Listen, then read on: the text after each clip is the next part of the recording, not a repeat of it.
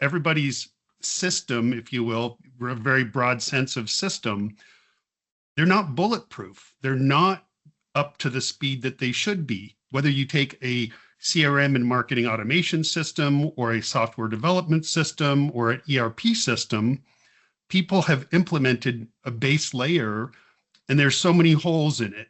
And then they want to throw AI on top of it and it's going to accelerate something. But what's it going to accelerate? It's going to accelerate garbage and then introduce problems, security holes, vulnerabilities, you name it. AI is an amplifier, and it will amplify whatever it is given. If you give it quality stuff, it'll amplify it. If you give it crap, it'll amplify it. Yeah, we actually just put some content out, podcast and an article or two about data cleanliness, because all of a sudden data hygiene has become a thing because people are, throwing AI on top of a bunch of unstructured data thinking it'll make sense of it. And what it consistently does is exactly what you talked about, Scott. It just amplifies their gaps. It gives them conclusions that are either folly or inactionable. So, it's been, for those of us who earned our gray hair in the digital space, it's been kind of refreshing to have that come back. Or no Sorry, hair. Niels. Sorry, Niels. Dude, I respect aerodynamics. But it is one of those things where, again, this is sort of that progression of, listen, it is a fancy thing. It can do amazing stuff, but you can't feed it junk food. And if you're measuring things just because that's what you can easily measure, rather than measuring the stuff that will drive your business choices, we have a different exercise to undertake first. Let's get the order of operations here. Our second largest pro services offering right now is data reconciliation. Mm-hmm. And a lot of it is driven by AI messes. Niels, can you flesh that out a little more? When you say data reconciliation, tease that apart for me. I'll give you a specific instance. So Litify, it's Morgan & Morgan's application on Salesforce.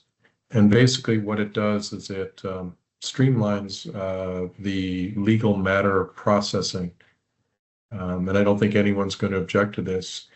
We're implementing it in law firms that have, 800 people.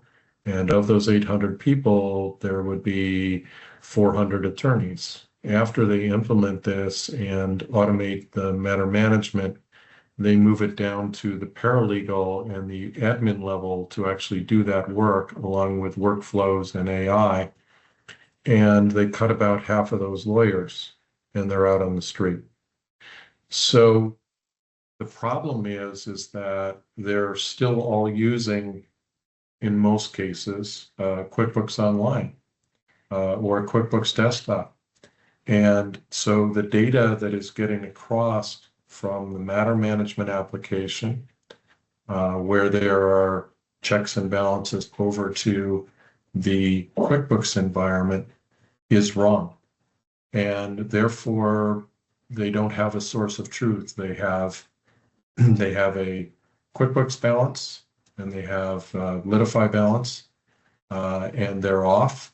And in the legal profession, they get audited by the state bar associations at least once a year, if not several times a year if they've made a prior error. And the fines are brutal. So we are running data reconciliation against those two systems and then at the line level showing where the transaction is off. And that's the reason for us to then bring the accounting that looks exactly like QuickBooks onto the platform. And so once we fix their data, they say, yeah, we give up, and they bring it on and eliminate that problem.